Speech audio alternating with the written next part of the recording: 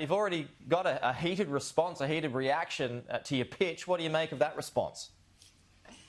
Oh, look, everyone's entitled to their opinion, but we know every year the date of Australia Day is contentious and is incredibly hurtful for many First Australians. So I would urge the Prime Minister to deal with that issue. I think we need to have that conversation. But for the moment, there's also a lot of non-indigenous Australians and Indigenous Australians who would like to pay their respects and acknowledge the loss and sorrow felt and the price paid by First Australians for the Australia that we are today. We mark a minute's silence when it comes to Remembrance Day and ANZAC Day, and I think it's fitting that we do so on Australia Day as well. What do you think Australia Day should be? Should it be celebrated or should it be mourned? Well, I think there's a bit of both. The reality is, to become the nation that we are today, a price has been paid. We have lost a lot of the cultural heritage, and Indigenous Australians have paid a high price. So I think there has to be both, just as we do for Remembrance Day and ANZAC Day. To forge a nation, it comes at a price, and I think we should acknowledge the price paid.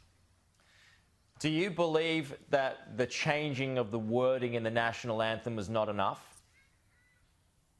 Look, I think it was a step in the right direction. I've had discussions with Minister Wyatt, actually, about further changes to the anthem, because I've had many Indigenous groups come with, for example, a third verse to acknowledge that Indigenous cultural heritage. And so I think I very much welcomed that change of the one word, but I think we can do more. And I really do also urge the Prime Minister around the Uluru Statement of the Heart, which I do feel that it is time we have that full reconciliation and have that voice to Parliament. So there's many things we can do, and the events of the US have shown division is not healthy for a country, and I don't think it leads down the right path. What we should acknowledge is, with all the Black Lives Matter movements last year, we still have a long way to go, and I think we need to keep moving in the right direction. Should the date be moved?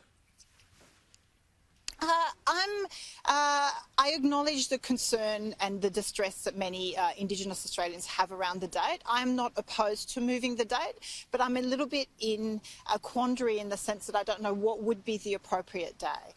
Because no matter which date is chosen, there is always going to need to be the acknowledgement of the price paid and the loss and sorrow that First Australians feel. So I'm a little bit at a loss as to which would be the appropriate day, and I would like to hear more from Indigenous leaders on that issue. So in the meantime, you believe that this minute's silence is something that should be done to assuage the concerns of Indigenous Australians, that not enough is being done until perhaps we come to a decision on whether to move the date or not?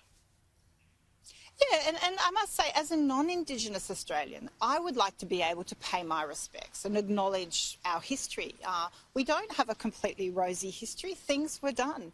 And I think for moving forward, you have to acknowledge the past.